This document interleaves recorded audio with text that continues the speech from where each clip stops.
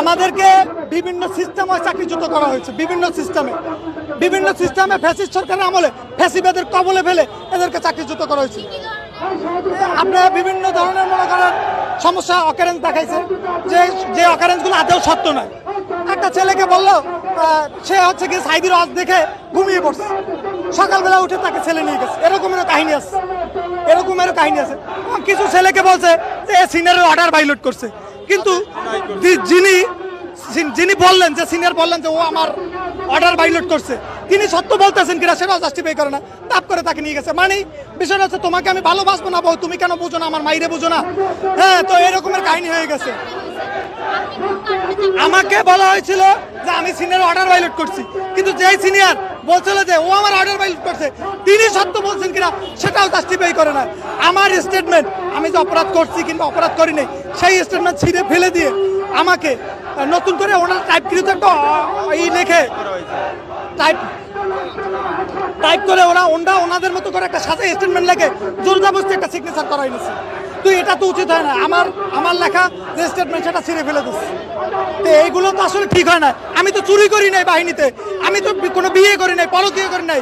আমার কথা হচ্ছে ভাই, যিনি অপরাধ করে নাই তার চাকরি পুনর্বহাল করা হোক। আমি বলছি না যেখানে সবাই কাকরাইল মসজিদের ইমাম সাহেব কিংবা বাইতুল মোকাররমের ক্ষতি, হ্যাঁ যারা অপরাধ করছে তাদেরকে আপনার নেওয়ার দরকার নেই, কিন্তু আমি বলতে পারি যে আমি কোনো অপরাধ করিনি। আমি যদি অপরাধ করে থাকি তাহলে আমি সান্নিধ্যে ফাঁসির দড়ি গলায় নেব। আমরা কি অপরাধ করছি?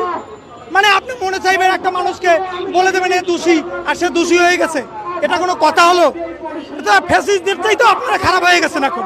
এবং সেনাপ্রধান কেন সমস্যা আমাদের মেনে নিতে, সমস্যাটা কোথায়? বাহিনীর প্রধানটা চাইলে 5 মিনিটে ব্যাপারটা ডিসপোজাল দিতে পারেন। আসলে আমার খারাপ লাগতেছে, এখানে রাস্তা অবরোধ করে ফেলছি, জনগণের খুব কষ্ট হচ্ছে, ব্যাপারটা খারাপ লাগতেছে, কিন্তু আমাদেরকে কেন রাস্তা নামানো হয়েছে? বাহিনীর প্রধানটা চাইলে এটা ঘাটিতে বসে তারা ডিসপোজাল দিতে পারতেন, তারা ঘাটিতে বসে ডিসপোজাল না দিয়ে কেন আমাদেরকে রাস্তা নামিয়েছেন? 5 মিনিটে তারা সমাধান করতে পারতেন, তো তারা 5 মিনিটে সমাধান না করে তারা আমাদেরকে রাস্তা নামাই ফেলছেন। এই বাংলাদেশে যতগুলো অকারেন্স হয়েছে এগুলো সব ঊর্ধ্বতন কর্মকর্তাদের গাফলতির কারণে অকারেন্স হয়েছে। তারা চাইলে সমাধান দিতে পারতেন, প্রধান উপদেষ্টা বলে দিয়েছে মেনে নিতে, তাহলে তারা সমাধান দিচ্ছে না কেন?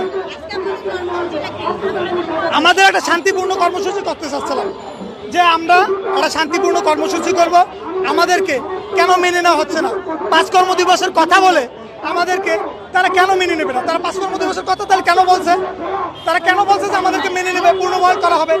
তারা কথা দিয়ে কেন কথা রাখতেছে না? আমাদের 7 থেকে 8 জনকে আটক করা হয়েছে, বিভিন্ন সেনাবাহিনীর সৈনিকদের বাড়ি ঘেরাও করে রাখা হয়েছে, বিভিন্ন নৌবাহিনীর নাবিকদের বাড়ি ঘেরাও করে রাখা হয়েছে সেনাবাহিনী ডিজিএফআইএস দ্বারা। আমার প্রশ্ন হচ্ছে ভাই, আমরা বাংলাদেশের জনগণ, বাংলাদেশের সৈনিক, দেশপ্রেমিক সৈনিক, তাহলে আমাদেরকে কেন আমাদের বাড়ি ঘেরাও করা হবে? আমাদের সহযোগিতা প্ল্যাটফর্মের প্রধান সমন্বয়কে কেন তুলে নেওয়া হবে? মাননীয় প্রধান উপদেষ্টা মহোদয় বলেছেন এদেরকে মেনে নাও, এদেরকে পুনর্বহাল করো, এটা জেনারেল সাহেবকে বলছে, আইএসপিআর কর্তৃক এটা নির্দেশনা দেওয়া হয়েছে, এবং সেনাবাহিনীর পক্ষ থেকে বলছে 5 কর্মদিবসে মেনে নেওয়া হবে। তাহলে 5 কর্মদিবসে মেনে নেওয়ার কথা বলে 7 মাস অতিক্রম করে ফেলছে, অলরেডি আমরা 9 মাস যাবত রাস্তায় ঘুরে বেড়াচ্ছি। তাহলে আমরা কি একটা শান্তিপূর্ণ সমাবেশ করতে পারবো না? যখন আমরা শান্তিপূর্ণ সমাবেশের কথা বললাম তখনই আমাদেরকে গ্রেপ্তার করে নিয়ে যাচ্ছে, যেরকমটা আওয়ামী লীগ সরকার করতো।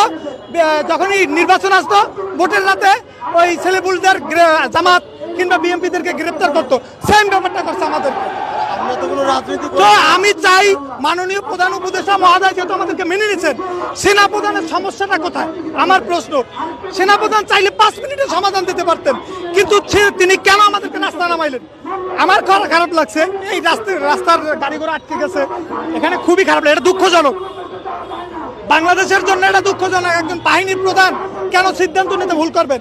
যুদ্ধ লাগলে তো তিনি অবশ্যই আরো সিদ্ধান্ত নিতে ভুল করবেন, আমাদের দেশ তো ধ্বংসে যাবে। আমাদেরকে রাস্তা নামাইতেছে, উনি চাইলে এটা ঘাটিতে বসে সমাধান করতে পারতেন আমাদেরকে ডেকে। আমরা বহুবার গেছি তার কাছে, মূল্যায়নই করেন। তিনি আমার মূল্যায়ন, হ্যাঁ এই তো দিচ্ছি, এই তো অমুক করছি।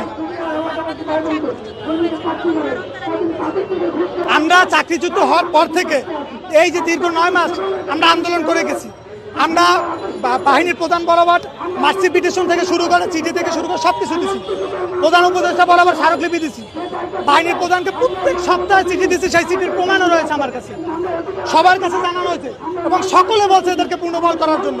শুধু বাহিনীর প্রধান, এরা চাচ্ছে না, কেন চাচ্ছে না আমার প্রশ্ন।